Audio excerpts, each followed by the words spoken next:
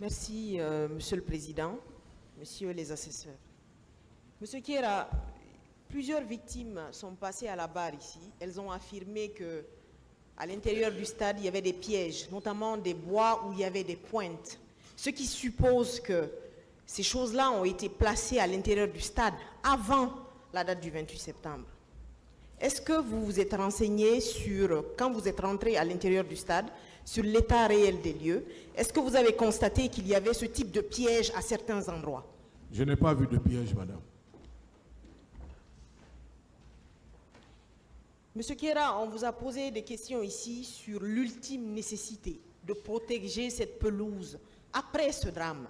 Moi, je veux quand même vous demander quelle est la proportionnalité qui existe entre la protection d'une pelouse et la protection des indices et des preuves, notamment quand il s'agit de faits aussi macabres. Est-ce qu'on peut faire une proportionnalité entre la protection d'une pelouse et la protection des preuves? Mais la protection des preuves est primordiale. Mais vous sembliez assez prompte à protéger cette pelouse. Non, pas du tout. Vous n'avez pas compris. Nous n'avons jamais privilégié la pelouse. C'est l'impression que nous avons depuis ce matin dans vos déclarations non, ici. Je vous dis, peut-être que vous ne m'avez pas compris. Nous avons privilégié la préservation des preuves.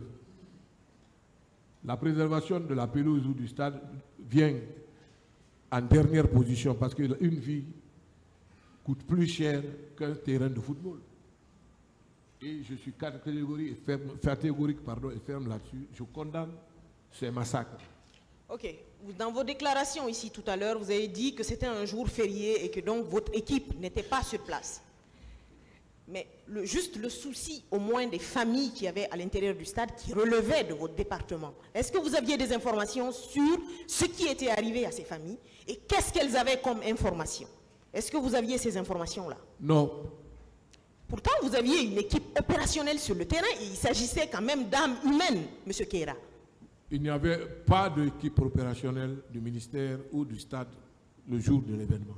Non, il ne s'agit pas du jour de l'événement. Le drame est déjà arrivé, M. Kera. C'est les heures et les jours qui suivent le drame, finalement, qui sont importants. On a transporté des corps, on a transporté des blessés. Il existait des familles qui vivaient là-bas et vous étiez quand même l'un des premiers responsables. Est-ce que vous avez cherché à savoir ce qui était arrivé à ces personnes-là? Combien de personnes vivaient là? Qu'est-ce qui leur est arrivé? Est-ce qu'elles étaient bien portantes? Les histoires de corps ou de blessés relevaient des services compétents du ministère de la Santé et des autres services compétents. Ce qu'elle veut savoir, je pense que vous ne vous comprenez pas. Oui. Ce qu'elle veut savoir, vous avez dit ici qu'il y avait des fonctionnaires de votre département qui logeaient dans le stade. Ah oui. Après les événements, est-ce que vous avez cherché à vous renseigner sur leur situation? Oui, c'est ça sûr. votre question, maître?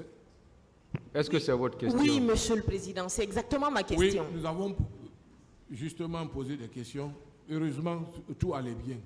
Et il s'agissait de combien de personnes, M. Kera? Je ne peux pas vous dire exactement. De combien de familles? Il y avait plusieurs familles, mais je ne peux pas vous dire exactement. Est-ce que vous avez cherché à faire un lien entre cette personne-là et la Commission nationale d'enquête? Parce qu'elles étaient là, elles habitaient là, elles avaient été quand même, elles avaient forcément vu des choses dans le cadre de la manifestation de la vérité dans cette affaire. Je ne me suis pas intéressé à leur relation avec les différentes commissions.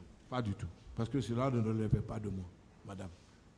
Monsieur Kera, vous avez dit ici que votre équipe vous a briefé sur ce qui est arrivé au stade, ou en tout cas sur les premiers constats qu'eux, ils ont eus.